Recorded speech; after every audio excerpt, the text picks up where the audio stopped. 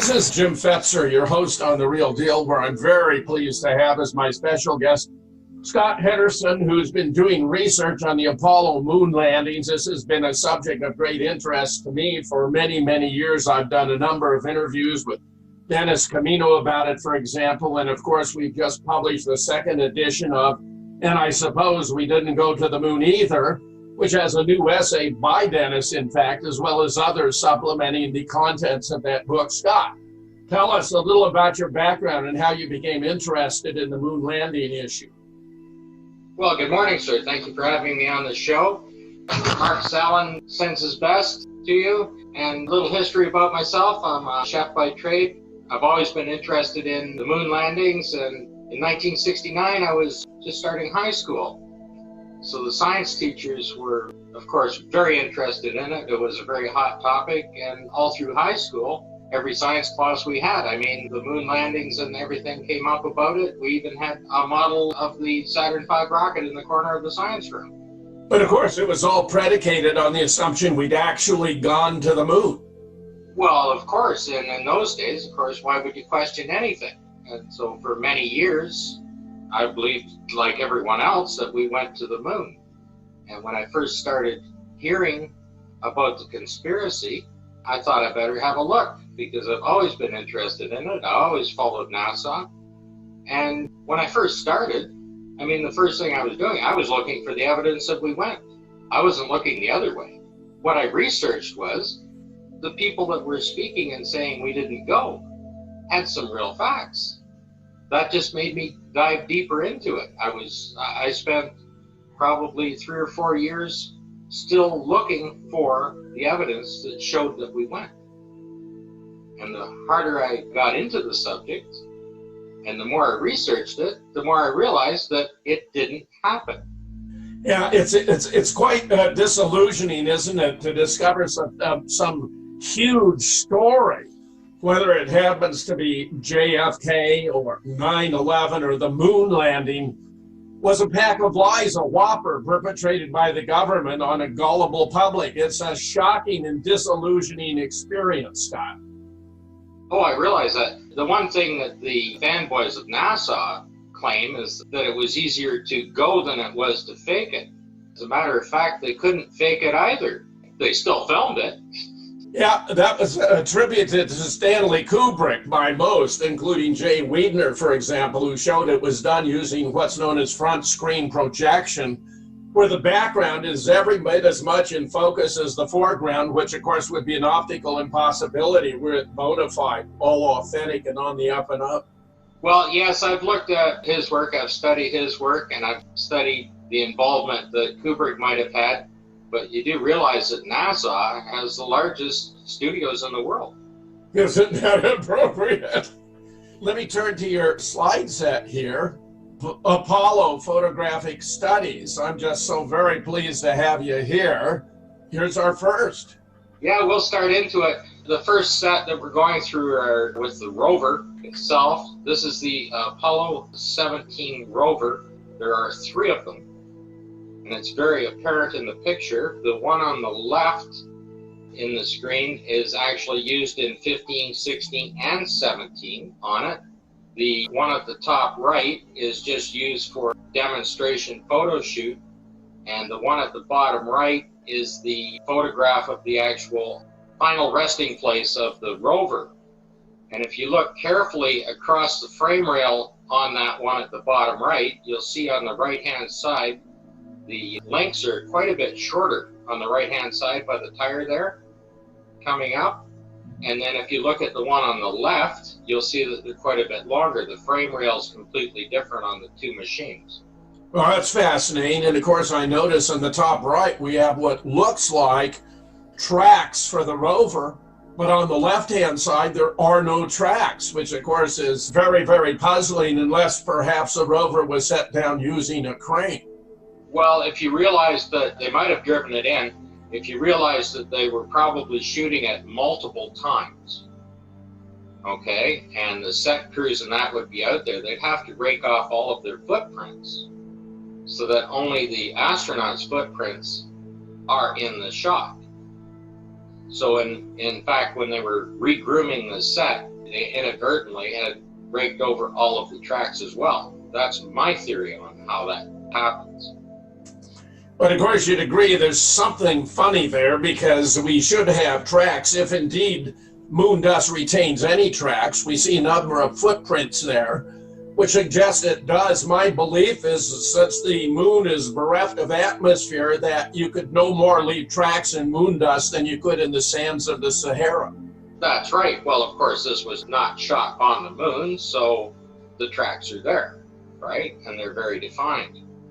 If you go to the next slide, that on the left is Apollo 16. That is the first photograph where the fender fell off of.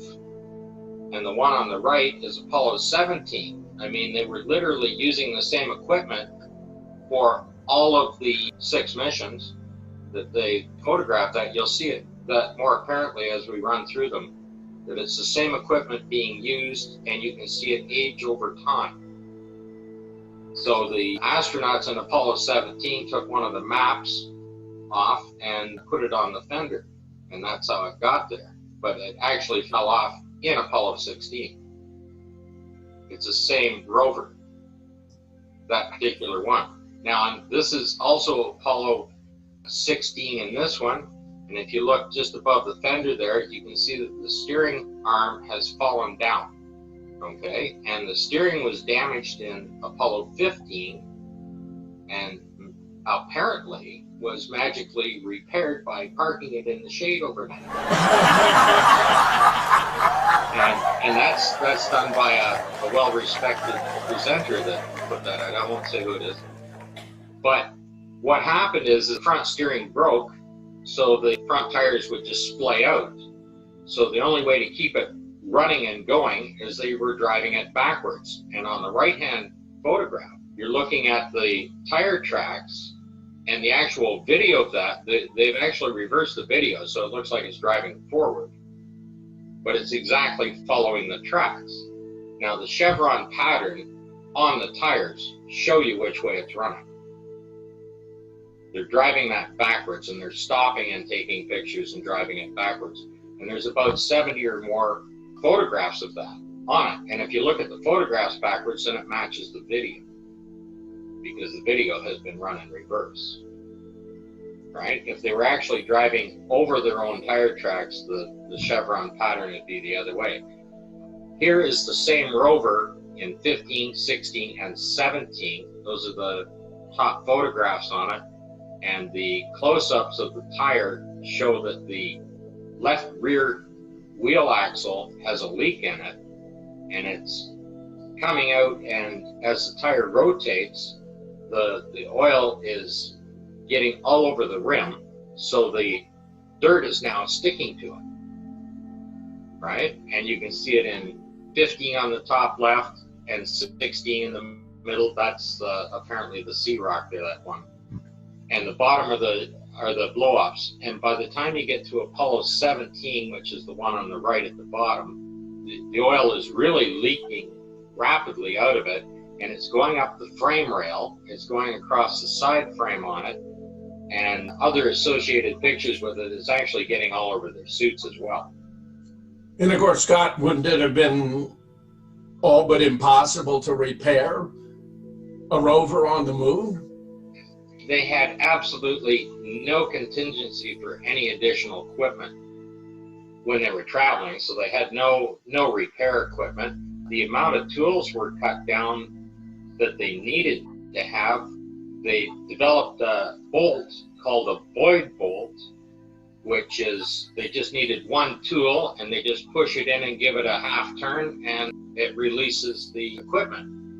So all of the equipment were set up and designed with these Boyd bolts on it, so they only needed one tool. It really looks like a shabby piece of equipment. Like I said, they're using the same rover for all the missions. This is exactly the same machine for 15, 16, and 17. And I mean, these are hand-built machines. There's no way that they would reproduce the same problem. And of course, it was ostensibly just left on the moon for subsequent flights, so that the astronauts wouldn't be saddled with the problem of transporting another rover to the moon. Well, if you had a problem with the rover in 1971, they put it up there, right? And they saw that it was a problem, they'd certainly work on the next one to make sure it didn't have a problem before they loaded it on the rocket, wouldn't they? They'd be testing all that equipment out again. It definitely shows that it's the same machine. Here are the 17 rover. This is right in front of the rear right wheel. Okay, that's the frame rail. You can see the arm that's going up there on the left, the arm that the arrow shoots through, is for the seat itself. So you can see that in each of the photographs where it's sitting. The actual frame behind that is completely different in each one of the photographs. And I mean, it's part of the structure of the rover itself. You can't just change that. Those are the 3 separate rovers, and that clearly identifies that there are 3 separate machines. I presume the rover was simply a variation on a dune buggy of the kind we find in Southern California ubiquitously. Except they made this one fold up with 4 electric motors running the tires. And on the bottom are the 3 different treads that they actually make. Which is completely ridiculous. You're supposed to have one rover with 1 set of tires, not leaving 3 set of tread tracks.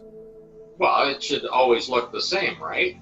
The one on the left that's very square, the top left of the tire tracks, yeah, you can see it's a perfectly straight line. Well, the Apollo 15 rover was damaged. It damaged the steering and everything else, and when they tried to fix it up, it's actually dog tracking so that the tire kicks a little sideways. Instead of the chevron, it's only running on one part of the tire, so it looks like a square bar.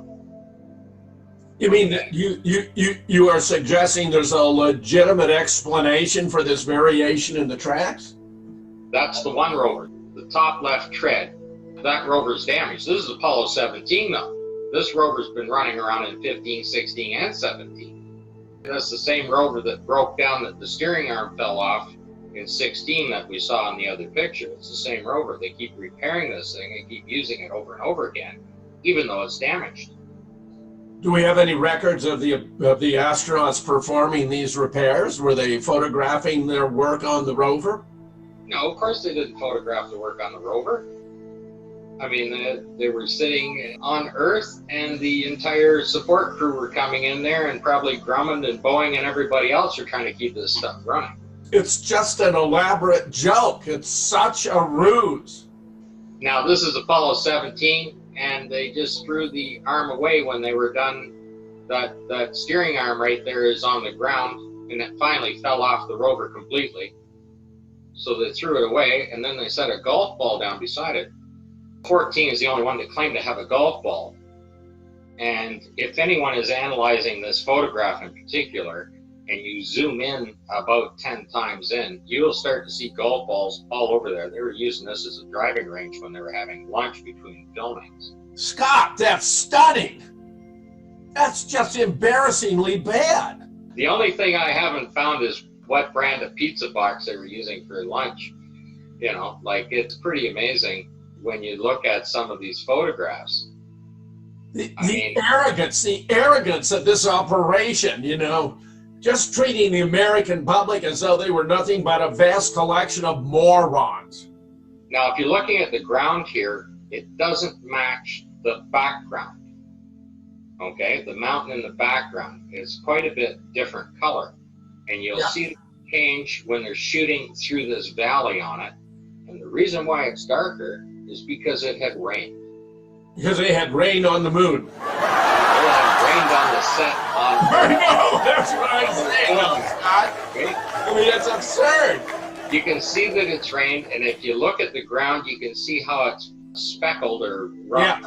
Yeah. Just like it's rained, it's through there on it. That's why the footprints, okay, when you disturb the soil, should be the same color underneath. Okay? It shouldn't be darker.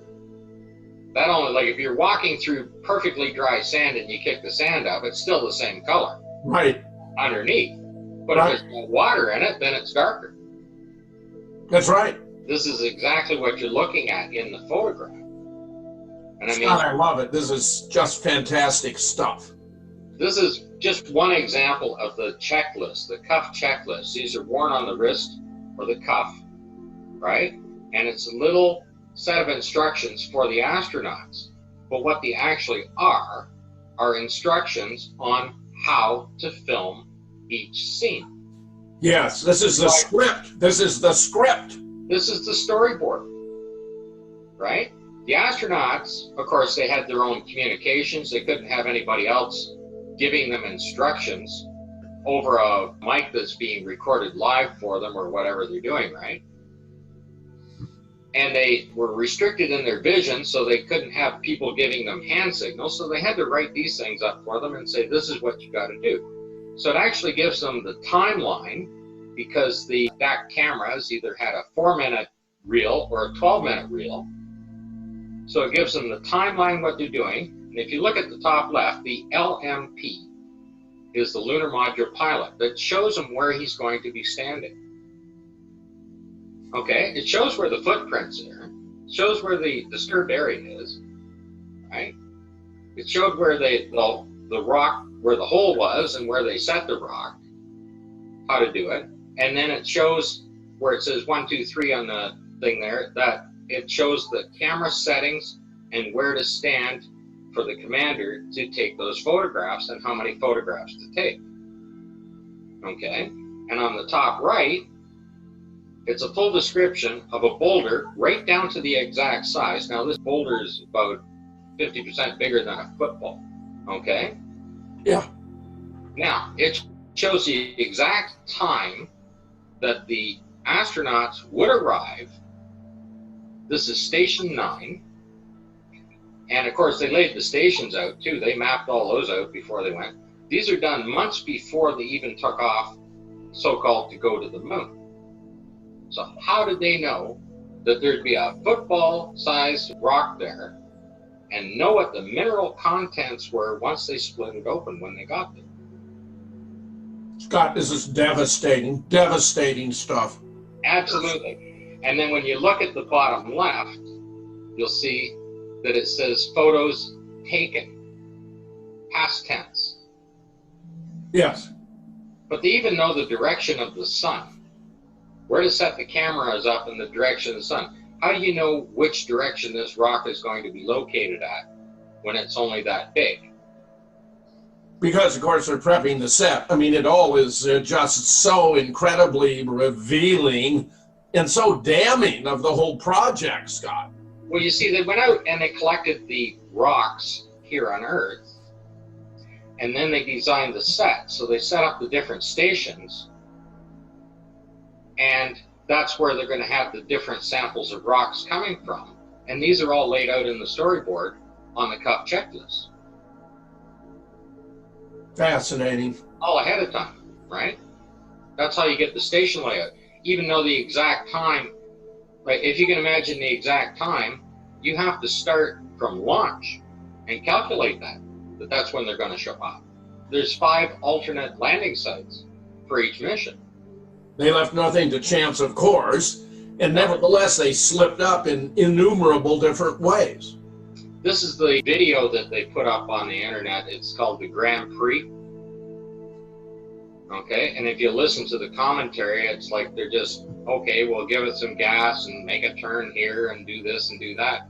It's all laid out for them here right in the cup checklist, that they drive through the first crater, go around the other 2 craters and drive through the last one. The camera positions are sitting there, and of course the astronaut is taking photographs of this and running both those cameras at the same time. I mean, both those cameras have to move to follow the rover. Doesn't this require more cameramen than we have astronauts? Well, there's only 2 there. The one on the right, Jones is the inspector for the filming.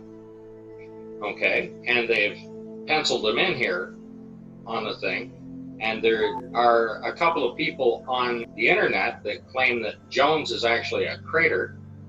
And they've reproduced a map showing that Jones was an actual crater. They drew a big circle around it, claiming it's a crater, and they've modified the commentary right at the Apollo site. So they must be working for either NASA or Phil Plait, Bad Astronomy, because he updates and does stuff on the Apollo Journal site.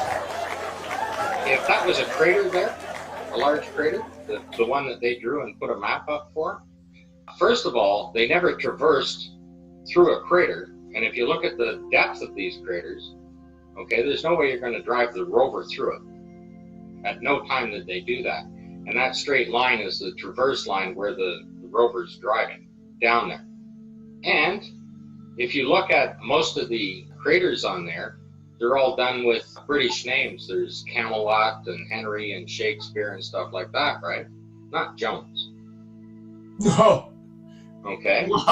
But there's nothing to support their claim that there's actual crater there where Jones is, what they've reproduced a map for. Okay? Nothing else supports that.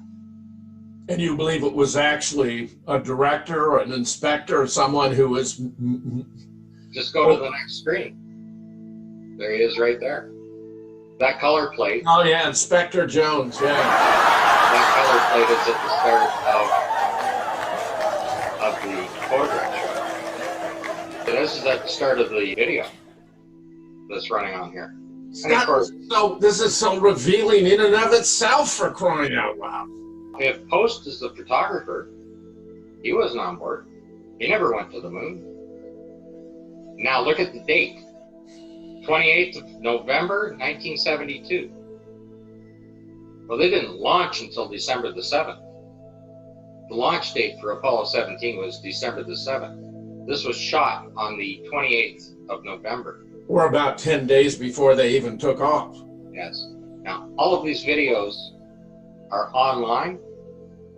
The raw uncut videos have this color plate at the start of them, and it shows the date, the inspector, and the photographer for each of them.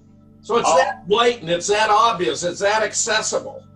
It's that accessible. They're all on YouTube. If you take a look at any of the missions, okay, they're all there, and they're all taken beforehand. How can anyone be taken in, Scott? I mean, after seeing what you presented already, I can't believe anyone could continue to believe this was real, any of it. It was also obviously staged and faked and phony. Right. Well, like I said, they claim it was impossible for them to fake, and it was. Okay? They couldn't manage zero gravity. They messed that up because the only time the astronauts would be in weightless condition would be when they were in orbit around either the Earth or the Moon. When they reached that equilibrium, that they would be weightless. When they're traveling to and from, they wouldn't necessarily be weightless. They'd still, you're pulling away from the Earth, you're going to be affected by the gravity. But they didn't know that, so they showed them being weightless the entire way, right? The videos of them supposedly in 1/6 gravity on the Moon, I mean, you see them tripping and falling, you see the wires pulling them up, you know, after they fell down because they couldn't stand up and things like that. And of course, if you look on their suits, they have clips right at their waist. There's two big hooks right there for the wires to hook onto, right on their suits. It's pretty amazing. Okay, on the left is Apollo 11, and the helium tank there is in quadrant 1. And what isn't shown is the extra batteries for their backpacks, the Bliss, are down on the left-hand side on that. And that helium tank pressurizes the 4 fuel tanks to push it through the engine. On the image on the right, okay, you can see where the ladder is. You're still quadrant 1 where that big black arrow is. That's a little schematic of the rover, and that's the 2 tires folded in, and it's in there. So the helium tank has been removed, okay? And if you remove the helium tank, you can't pressurize the fuel to run the engine. So what you're saying is even from the point of view of the engineering design, it's a preposterous arrangement. Well, they had to add the rover to it somehow, so they simply removed the helium tank. Okay, they didn't. It's not relocated. There is no other spot to relocate. Okay, the engine sits in the center square, and then the 4 squares around it are where the fuel tanks sit. Okay, and then what's left over on the side are the bays, which are triangulated in, right? To fill in the bays. So you have your payload bay, and your experimental equipment is in 2, right? And quadrant 1 is where the helium tank was, and the extra batteries for their backpacks. That's all been removed just to hold the rover in place. The thing won't run. The engine won't run without that tank. Well, that's what NASA says. I think it would run just fine without that tank, but the whole thing was just junk. This is just junk, Scott. Yeah. Now, this is an interesting shot. The first thing you should take note of is that is the CSM. Okay? And the picture is supposed to be shot from the lunar module. Now, at no time was the lunar module in a higher orbit above the CSM. And the following photographs of that, the CSM is actually descending to the moon, which is Now, the second part of this is that is the moon behind it, nice, brightly lit up.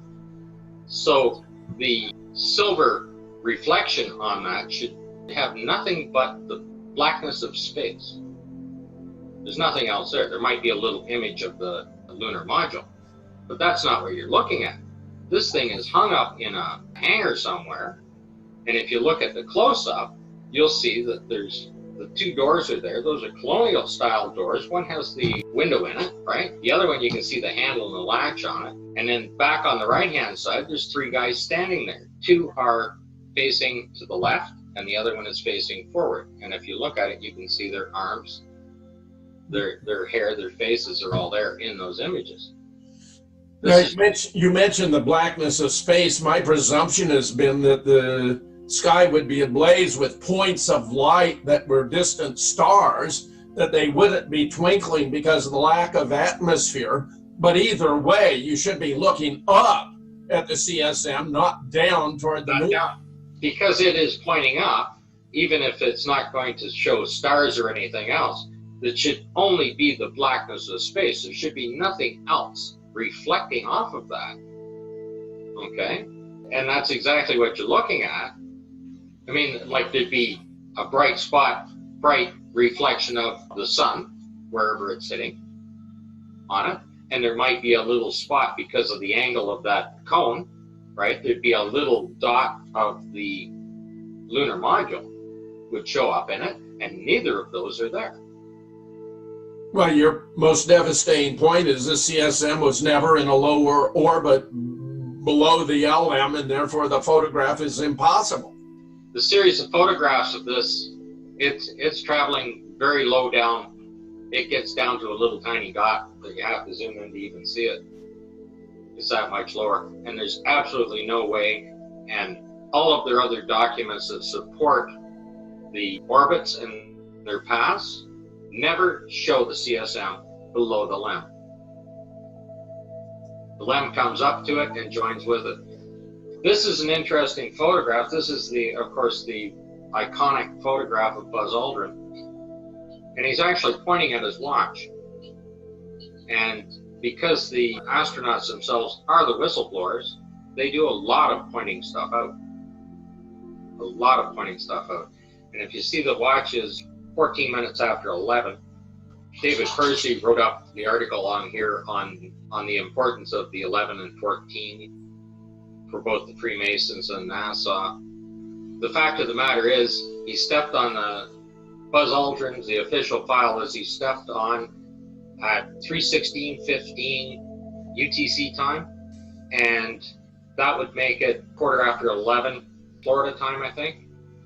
However, this photograph was taken 59 minutes and 20 seconds after he set foot on the moon. So it should say 12:15, if he was set on Florida time. If he was on Houston time, it would be 11:15, which is also Arizona time, right? This one right here, this is interesting because on the right is the live TV camera shooting. And if you see that arm that's sitting out there, just at the bottom of the ladder, okay, you can see where the camera should be sitting.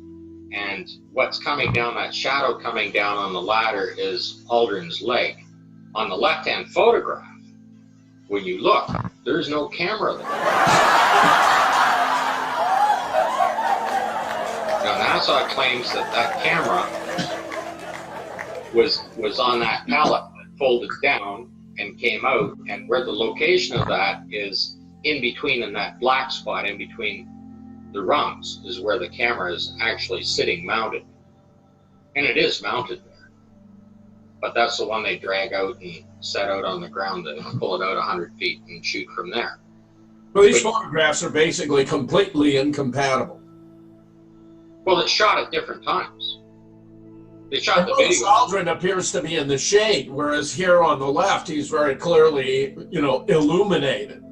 Well, that's right. It's shot at different times, different lighting, different everything.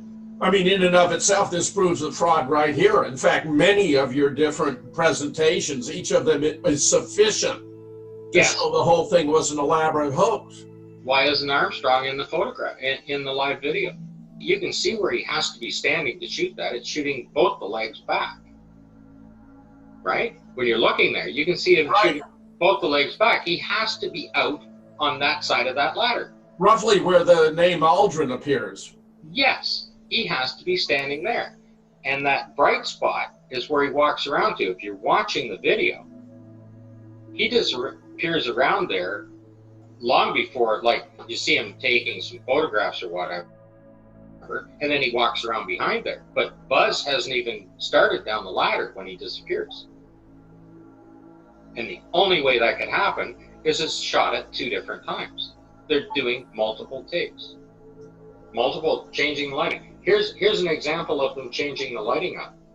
Now, this photograph wouldn't have come out till 99, and I know a lot of people have researched it. I couldn't believe when I hit it that nobody had found it before me, because it's very blatant. There's 3 or 4 of them in the series on this, showing this lighting. So I just took 2 because it shows the lighting with the shadow one direction, the lighter shadow one direction, and then they've adjusted the lighting, and now it's off to the other side. Just unbelievably insulting. Nobody can explain this. Like, if somebody's going to go around and say, well, there was a guy out there running around and this reflected light is coming off his suit like Mythbusters, right? Both these guys are inside the limb at the time when they shot this. It's just as blatant as that. This one, Paul and I did a full video on this. This is the Apollo 16, and the side of the craft, it literally explodes. Those panels literally are blown off on their simulated liftoff, okay? And if you look at the top right, you can see that the paint, like, they're using the same lem over and over again, and the paint is peeling back on it. And I imagine the astronauts are so frustrated, they just decided to blow the panels off the side of it so that they could get the thing fixed up. And the video shows them blowing that off. The bottom right-hand photo there shows the panels literally torn apart. And what is behind those panels are all of the sensitive instruments and controls that run that machine. Okay, and when you see the size of the explosion in the video of the takeoff of the Apollo 16, okay, this thing would have ruptured the hull and completely, wouldn't just disable the machine, it would just literally explode with the amount there when it ruptured the hull in that kind of a vacuum. Okay? So it would have destroyed their ability to launch from the moon. Well, this thing on liftoff, that's all of their controls and relays, telecommunications, everything else are behind that panel, directly behind it. And anyone listening to this, just watch the video from Paul on the plane of the Apollo 16 liftoff. Well, we have 6 or 7 out right now. When I was a kid, there was a real cheesy TV program called Flash Gordon, and they had very primitive props. This is reminiscent of Flash Gordon, Scott. Absolutely. I've been studying how they were doing the simulated landings and takeoffs. Paul and I will be doing a video on it as well. I believe they were using high pressure steam to simulate the landing, and then when they got to the liftoff, all of that equipment was in the lander part, so they didn't have anything to simulate an exhaust on takeoff. I actually have a shot of the interior control panel inside the LEM, and it shows a full bank of heater switches, and then it shows gauges, and it says steam pressure right on it. Steam pressure right on it. Right on the panel. And that, you got to watch that video because Paul and I are going to put that one up. I love it. I love it, Scott. Okay. Now this is some real staging, and it took me a long time because I was kind of stuck on the fact that the wheel was off the ground, and I still haven't figured out why they did that. If you look at this tool, they've set it up on this dirt pile. Well, first of all, this dirt pile looks like it was put there by a front-end loader, and there's no other dirt pile like this on any of the photographs, right? They're all kind of smoothed over little mounds, but not just a pile of dirt like this. So I'm looking at this tool, and it just struck me that the shadow of the tool makes an arrow. Well, if it's an arrow, it's pointing to something. So I zoomed in, and if you look at the center image, the blown up image there, you can see the black ring and the rubber tip of the glove on the pinky finger. And then if you follow it up to the top, there's 3 little knobs at the top that they've held it in place with. That's a right-handed glove. And of course, there's enough dirt falling off it that you can see how white it is, right? On the top right, those are gloves sticking out of the dirt. You can see there's 4 fingers, 4 fingers, 4 fingers, 4 fingers. And when you look through that entire pile of dirt on that side, there's probably a whole skid full of gloves. And they probably had a manufacturer that, you know, they'd be putting out contracts for different stuff. They didn't use this particular style of glove, but there's other kinds of work gloves in there, and they're stacked up in like half a dozen in a stack and bunched together. And you can see the fingers sticking out all over it just by zooming in and looking on this thing. This is an anomalous and inadvertent product placement, Scott. This one photograph showed that everybody was in on it. The people that were designing the sets, the camera crew, and the astronauts, okay, out filming this. They put this together and set it up. And you can see they would have had to have done that for security, because if someone were naive and thought this were bona fide, they'd of course have their mind blown and they'd be a security risk. So they had to recruit with the understanding that what they were doing was simulating a moon landing and that they were consigned to secrecy. They're trying to expose it as best they could, but they still had to get these photographs past NASA. Yes. Right? Here it is. You look at it. If you don't look at it, you imagine somebody at NASA looking at the photographs, and they went out there and they shot 1,000, 1,500 photographs, right? And they're looking through them for clarity, color, whether they're in focus, whether they're sun blinded or whatever, right? They're not looking at the details that's in there because they're assuming that these people are doing their job. All of this stuff is in there. Okay? And yes, it took 50 years to get to this point.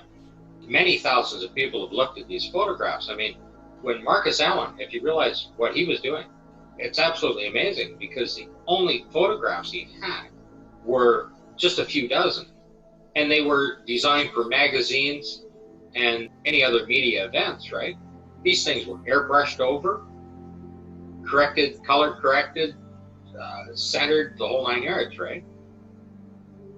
And he's looking at the photographs and he's saying, God, the lighting's not right. This isn't right. That isn't right. He's spotting that out. That's incredible compared to what I have. First of all, I have what everybody else, like, there's something to look for.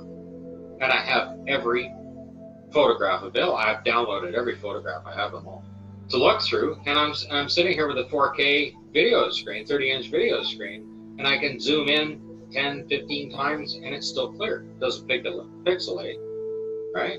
I can see the detail, right?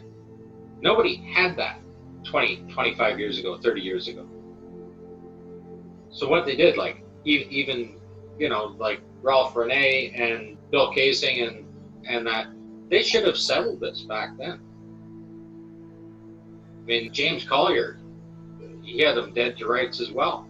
David Percy, you know, Bart Sabrell. Every piece of evidence that they have come up with, any one of them, NASA should have conceded. Well, with what I have, they might as well throw all these photographs away because it clearly shows the intent of the astronauts exposing this fraud. Okay, this is the Surveyor. This thing managed to get to the moon all by itself, landed by itself. Didn't need people on board or anybody else. Didn't even need a transporter. What is interesting is the Russian machine is identical to this. The panels, everything, even the way they're cut out, are identical. The only difference I found when I was studying it is the top panels. One are solar panels and the other is supposed to be a high gain antenna. These ones are supposed to be solar panels, and if you look, it's just a piece of particle board with a 1x3 down the front. Okay. And the other one, you can see where it was glued down to something else. It could have been an old countertop or a school desk or something like that. And they're reusing it here. Well, Scott, the then Soviet Union and the Chinese must be fully aware that this was all an elaborate fraud. Well, they will be if they watch this show. And you can see there's standing water on top, on the right there, on that panel. Yes. You can quite clearly see it, and if you've really got a good thing, you can see where he wiped his finger because the cuff checklist tells them to wipe their finger. The mirror, the panoramic mirror on this thing is just covered in dust. Well, you can even see a reflection from that little mound there in the water. Yes, absolutely. But the panoramic mirror is pointing on an angle down, and it's covered in dust. The rest of this machine is absolutely whistle clean. I don't know how the thing is covered in dust. And of course, if it rains everywhere. And they're not going to get out 24 feet up in the air to clean this off. However, they did manage to take a photograph of it.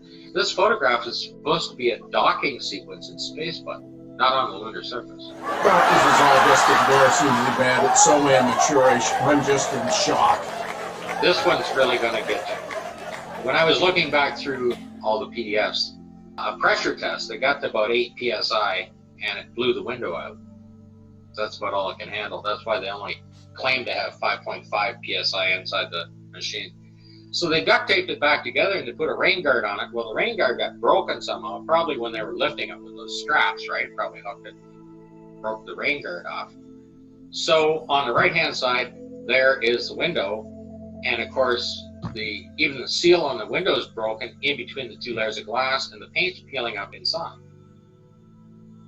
Now, the photograph on the right is said to be taken halfway to the moon in zero gravity. So in zero gravity, water is running down the window.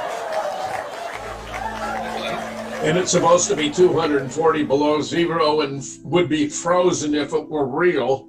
And doesn't freeze. It's all absurd. It's all just absurd beyond belief, Scott. Absurd beyond belief. This is just mock-up equipment that they were using to do the filming. None of it's real. None of it's functional. Okay? This is exactly the same equipment for all 6 missions. The same rover, the same LEM. Everything is being used over and over again. God. And of course, you can see there's no footprints around anywhere near that can. On the moon? Like I said, if I found the pizza boxes, I'd know what I know. God. I got tons more. This one's great. Look at that nose cone of that rocket up there. that missile. In the top right? Yep. That's it in the background. This is Apollo 14. Okay. And in the center picture, you can see where the nose cone is there. Those are two cars up on their sides. Wow. Okay. Now, down in between, you see the round on the left car up on its side? Yes. Just look over a little bit, you'll see a perfectly round ring.